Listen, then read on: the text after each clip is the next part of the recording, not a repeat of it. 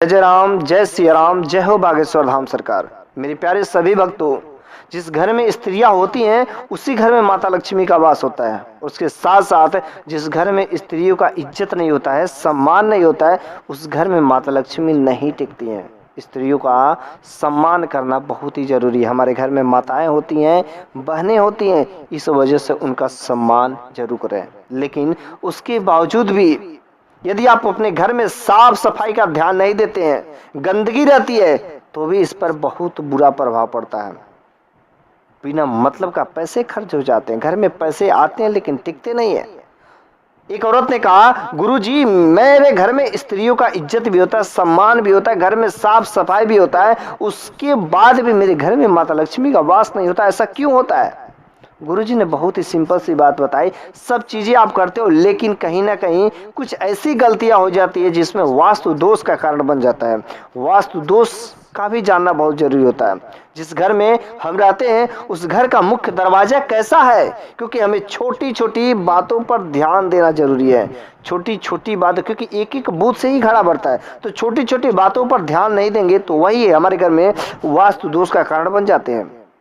कि जब हमारा घर रहता है वो घर का मुख्य दरवाजा के सामने कोई पेड़ या खंभा नहीं होना चाहिए। यदि आप अपने घर में हैं तो बड़ी अच्छी बात है, लेकिन यदि आप अपने घर में नहीं है, किसी किराए के घर पे हो, तो आप बहुत ही जल्द कोशिश करिए वहां से हट जाइए। लेकिन यदि ऐसा नहीं हो पाता है, आप अपने घर पे हैं तो घर नहीं बदल सकते हैं, तो वहां पर बागेश्वर धाम सरकार का फोटो जरूर लगा दीजिए। उससे कुछ जो वास्तु दोष कम हो जाएंगे।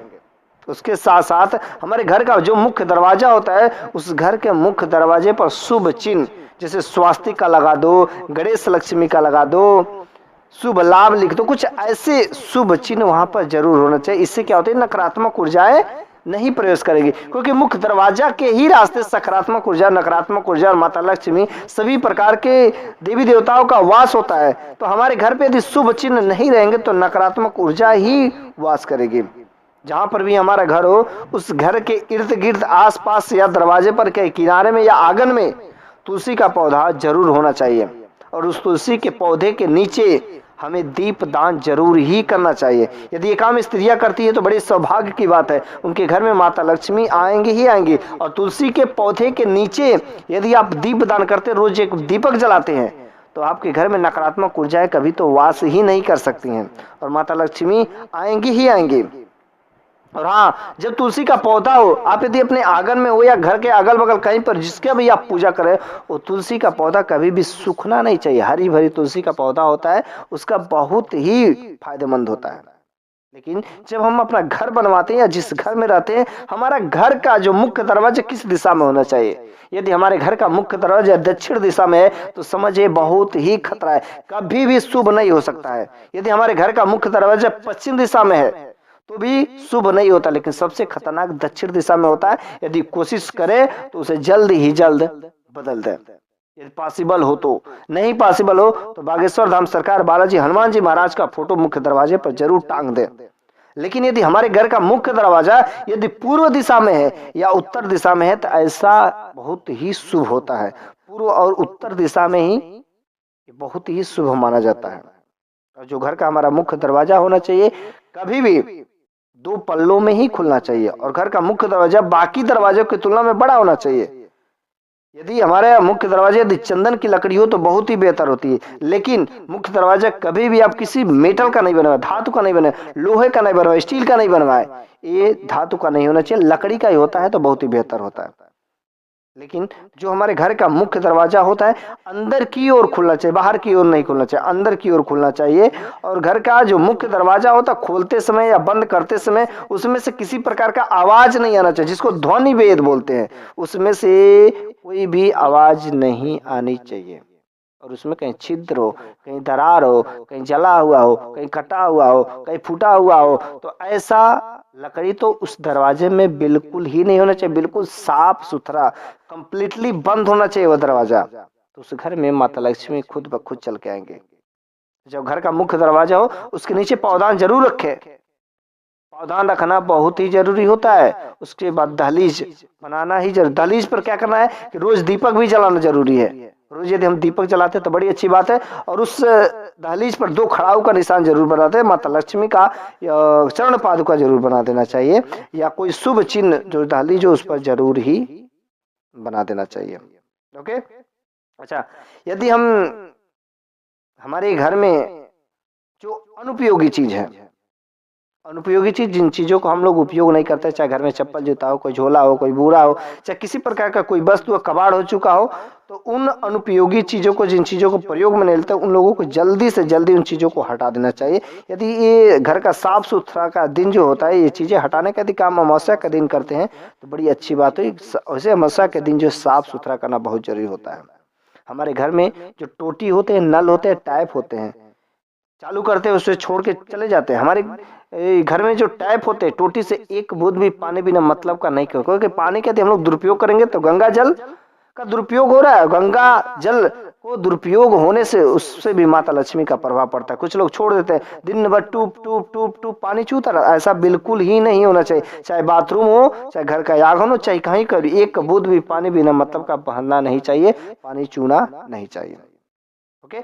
अच्छा, हम लोग क्या करते हैं, ऐसी बहुत सारी गलतियां करते जाते हैं जिसके वजह से हमको क्या करता है, किसी दूसरे के आगे हाथ फैलाना पड़ता है। तो कुछ ऐसे काम हम करें जिससे दूसरे के आगे हाथ ना फैलाना पड़े। सब कुछ काम करते हैं, आप नौकरी करते हैं, व्यापार करते हैं, सब कुछ करते हैं, लेकिन उसके बावजूद भी हमें दूसरे के आगे हाथ फैलाने पड़ते हैं। लेकिन हमारे गुरुजी ने आज कुछ ऐसे फिटकरी के उपाय बताए हैं। फिटकरी के, जी हाँ, आपने सही सुना, फिटकरी का ऐसे उपाय बताए जिसको यदि आप करते हैं तो सब कुछ होते हुए भी आपके घर में दिन दूना रात चौगुना वृद्धि होगी, धन का आगमन होगा, कर्ज से मुक्ति हो जाएगी, रोगों से हर प्रकार से खत्म हो जाएंगे, आपके हर प्रकार से घरों में सुख समृद्धि बढ़ने लगेगा। तो देखो करना क्या है, सबसे पहले जो हम लोगों का मुख्य दरवाजा होता है, मुख्य दरवाजा के ऊपर हमें स्वास्थ्य निशान होना चाहिए, स्वास्थ्य का निशान कर दो या कोई शुभ चिन्ह।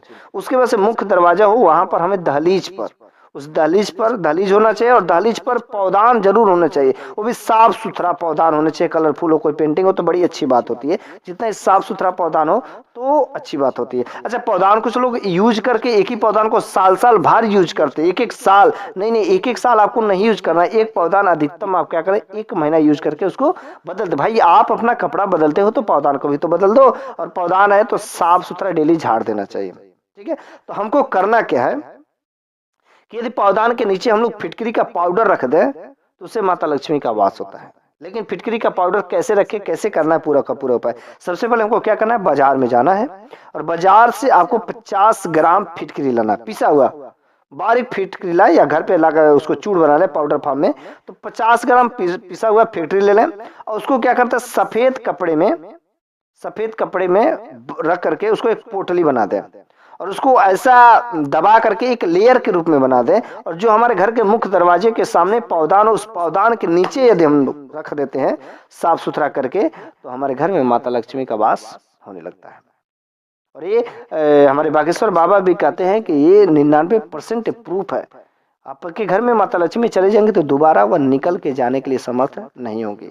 अच्छा, यदि हम लोग क्या करते हैं, उस फिटकरी को रख देते हैं, तो उस फिटकरी को क्या एक ही बार रख दें तो हमेशा के लिए नहीं, उसको रोज झाड़िए, रोज साफ करिए, उसके बाद फिर से उसको रख दीजिए। ठीक है, 1 महीना तक इस काम को करना है, फिर से 1 महीना के बाद उस फिटकरी को बदल देना चाहिए। ऐसा नहीं एक ही फिटकरी है तो बार बार उसे यूज करें, ऐसा बिल्कुल ही नहीं रखना चाहिए। ठीक है, यदि आप चाहें तो इस फिटकरी के पाउडर को ठीक सफेद थोड़े से कपड़े में बारीक पीस करके आप जो है बाथरूम में भी रख सकते हैं, और इसको हर महीने में बदल देना, हर महीने में 1 महीने में एक बार बदल दो, ताकि जिससे क्या होता है कि हमेशा वह ताजा बना रहे। यदि आपके घर में लड़ाई झगड़े बहुत होते हों तो उसके लिए हमारे गुरुजी ने बहुत ही सुंदर उपाय बताया। आपको करना क्या है कि उस फिटकरी के पाउडर को पलंग के नीचे रख दें, फिटकरी के पाउडर को पलंग के नीचे रख दें 24 घंटा, और 24 घंटा रखने के बाद आप उससे अगले दिन सुबह में अपने इष्ट देव का, या आप जिस भी मंत्र को जानते हो, या ओम बागेश्वराय नमः कह दो, कुछ भी मंत्र को 108 बार पढ़ने के बाद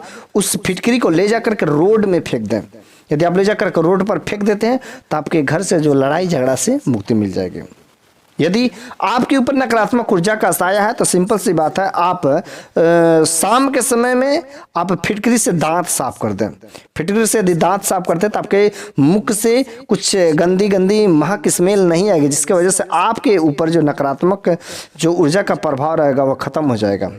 आपके मुख से फ्रेश ताजी ताजी हवाएं आएंगे।